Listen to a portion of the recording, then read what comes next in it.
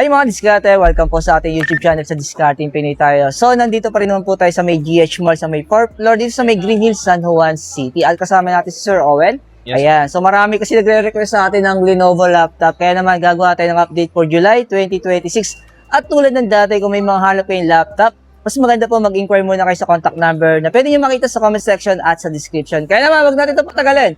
Sa hindi pa nakasubscribe, mag-subscribe na po kayo para lagi po kayo updated sa mga video ina-upload natin. Asasamahan Sir Owen. Okay.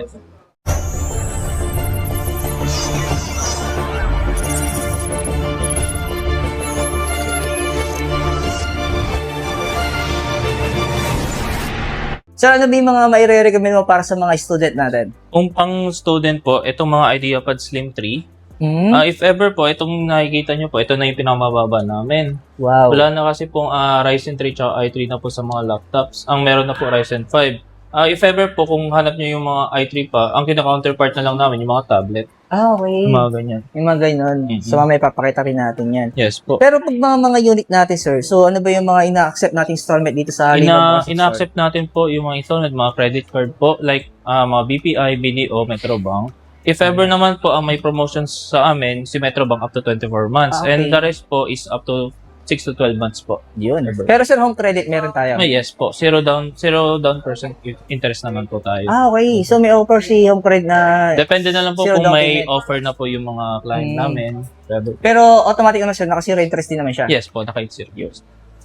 So next natin sir? Yan po. Next niya yung V14. Yan kasi po, bago namin, kung nakikita nyo, medyo ka-look-alike nyo po si ThinkPad. Oh. Yung design. Oo. Pero ano pa siya, V14 pa rin siya. Magkaiba pa rin yung ThinkPad. Kasi ThinkPad kung nakikita may mga red sa sa Ito gilid. yun. Ito kasi wala. Ayan. So yung presyo niya din, wow, tumaas Kasi na yan, yung presyo niya. si ThinkPad kasi, yan, mga ultra na kasi yung niya processor. Wow. AI processor na po. Yung mga ThinkPad, karamihan po.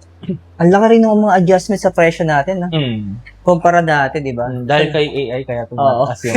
Dahil kay AI, ayan.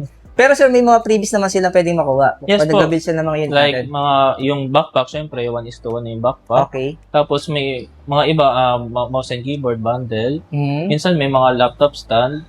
May Okay. mga wireless mouse if ever. Depende na lang po sa mode of payment. Tapos sir, may nagtatanong din pala sa akin, na naalala ko lang, ano. So, nagbibigay naman kayo ng discount kung sakaling cash.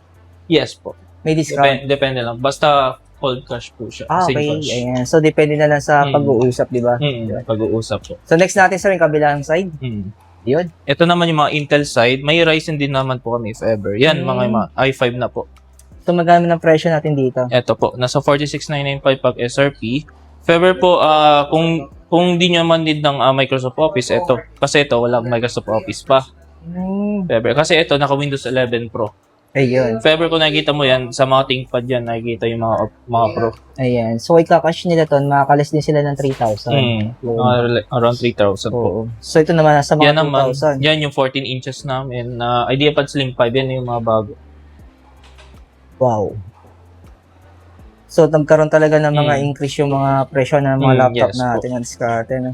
Tsaka kung nakikita mo IdeaPad Slim 5, yung mga iba IdeaPad Slim 3, ang pagkaiba lang yung upgradability in the future. Ito kasi, mga IdeaPad Slim 3, may mga iba solder na hindi na upgradable, pero may mga iba hanggang 24 yung max memory.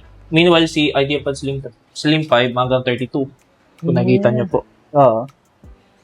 Ito nga diskarte. So, yan, mga pinapakita namin. So, depende na sa mga needs natin. Ito yung mga option ninyo. Ano po? Yes po. Yan. If ever din pala po, yung mga natin, mga Ultra 5, mga i5, may mga, yung build quality niya po is aluminum body na. If ever po. Pero may mga iba naman po kami fully carbonate, may halong plastic at saka aluminum siya. So, depende sa unit. Yes. Oo. So, ito naman po yung mga gaming laptops natin, which is ito, yung pinaka-premium side namin na gaming laptop, which is si Legion. Ito po yung mga, namin, top of the line, if ever po. Ang karamihan naman po ng mga Legion na bago is yung RTX 50 series na yung GPU, if ever. Okay. Tapos yung mga iba is, karamihan, naka-ultra na rin.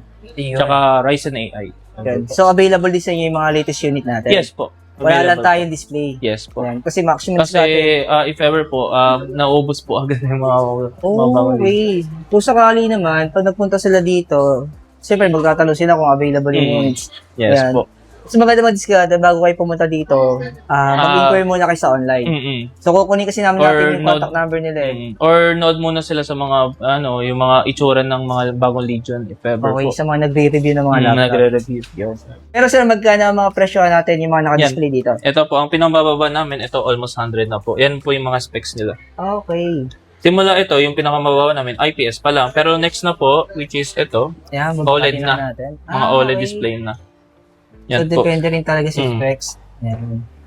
Tapos next natin? Next natin po is 122. Ito, Ryzen AI processor na siya. Ayan, patas yung presyo natin So next natin? Next. Ito yung pinaka top of the line namin, which is Pro 5. Oh, sa presyo pa lang, kita mo na. If ever, kung naghahanap sila ng yung Pro 7i, yung ganitong itsura, ano lang siya, sa online lang. Ito. Available na siya sa online. Wala siya sa mga physical store. Yun. Yung parang mayroon siyang RGB light sa likod. Ito yung isa sa mga nagpapaangas sa mga gaming laptop Yung kanyang RGB light. Grabe. Yan po. Ito is mga budget gaming. Kung more on the budget po kayo, ito po si mga LOQ. So ito yung mga budget gaming laptop natin. Ang tinatawag natin mid-gaming. Mid-range. Okay. So may discount din siya pag cash Yes po. 3K. Wow. Ever po. Laking bagay madiskarte. Sa mahal ng mga bilihin ngayon. Opo. Diba? Makakabili ka na ng isang sakong bigas niyan. Dahil talaga kay So ito naman isa pa. Sa panila option. Yes po. Yan. Pag kinash, 2K siya. Okay. If ever, ang pagkaiba nitong dalawa, AMD kasi ito, Ryzen 7. Ito naman Intel.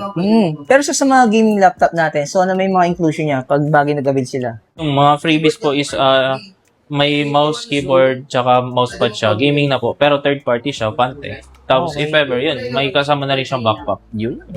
Next naman po natin is mga yoga. Kung more on naghanap yung mga client natin na magaan, si yoga. Okay. Ever. Pero magkano sir starting price natin dito? Ang starting price natin, ito po, nasa 70 plus. 74,995 siya. Okay. Yan, naka-ultra na rin siya, pero OLED na rin. Tapos pag binulat mo, ito na yung kasunod. Yes po. Diretso, na po siya, 145. Ito yung, yung dalawa. Ito yung dalawahan. Yan yung price. Wala ka lang display. So, ang Kasi presyo very niya, limited lang siya. yung presyo niya ay, 145,995. ito yun. Saka yung specs niya mag-discarte. Dalawang screen na 14 inches. Saka pareho silang 2K. Ayan, discarte. So, pag binuklat natin, ito yung mga... Yan, may mga next pa po. yung mga budget Yan, may na mga konti. dating. Ayan. Grabe yung mga presyo din niya talaga ngayon. Ayan, discarte na. Pakita ko lang sa inyo para may option kayo. Ayan. So, hindi kasi kompleto yung display nila. Pero sa mga price list naman, meron sila. Ito. Pero naman rin sa online sa Lenovo Philippines if ever po. Ayan. Tapos sumunod, ito. Yan naman yung mga ThinkPad. Okay. Yun na. Ayan, discarte. Naubos na. Wala na kasunod. Na. Ayan. Pero sa kabilang side natin sa table na to, ayan. May mga tablet din po kami. Okay. Weber po. Ito naman yung Adia Tab 5G. Supported siya ng SIM card na up to 5G na SIM card. Weber, ito po yung mga specs niya. MediaTek. So, sa presyong? 9995 siya. 20K. Okay. Pero yung storage niya sa 128. Pero expandable pa po siya. May true micro SD card if ever po. Pero sa presyo niya na 19,995. So, kasama na to. Inclusion Yes na ba po. to? Inclusion na po Keyboard siya. Package na po. Saka yung pen. Sulit na rin siya. Kasi sa other brand kasi sineseparate price pa siya, di ba? Yes po. Ang hassle nun, di ba? Bibili ka pa ng keyboard, saka ng pen. Ayan. Pero pa maganda sir, same to sa promotion natin for 12 months as a matter of 24 months. Yung sa naman po, sa mga tablet, iba po yung promotions. Ang zero interest natin dito kung installment up to 6 months po. Okay, 6 months lang siya. Magkaiba pa rin po yung installment ng laptop tsaka sa tablet.